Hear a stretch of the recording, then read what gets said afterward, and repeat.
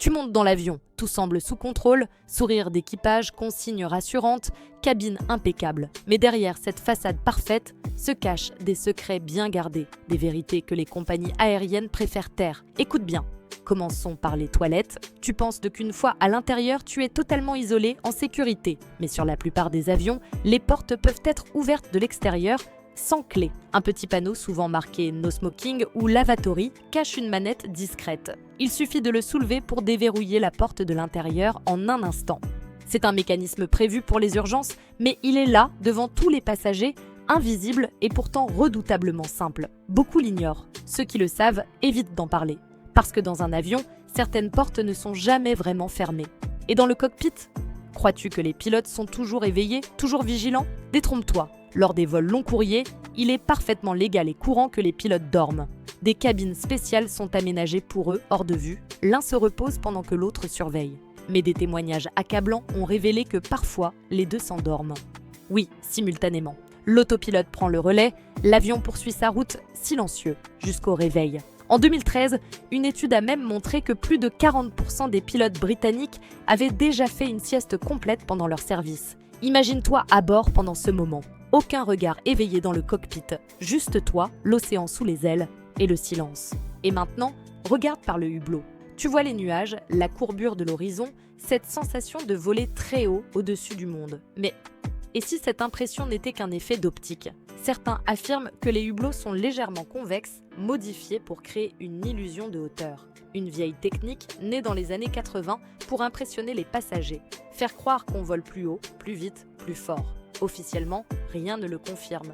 Et pourtant, plusieurs anciens ingénieurs ont parlé d'un léger système de lentilles intégrées. Juste de quoi jouer avec ta perception, pas de preuves, juste des soupçons.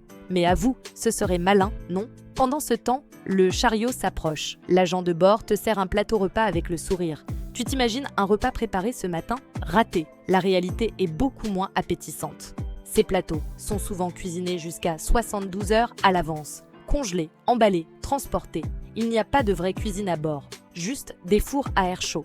Ton riz, ton poulet, ta sauce, réchauffés en quelques minutes. Et si ton vol a été retardé, ton repas peut avoir passé 24 heures supplémentaires dans la soute. Tu n'es pas servi un plat, tu es servi un processus. Calculé, chronométré. Pratique? Oui. Frais? Pas vraiment. Parlons maintenant de ton bagage. Tu l'as enregistré. Il est censé te suivre, voyager avec toi, mais il disparaît. On te dit qu'il a été égaré. Peut-être ou peut-être pas. Une théorie persiste dans l'ombre. Certains bagages seraient volontairement ciblés.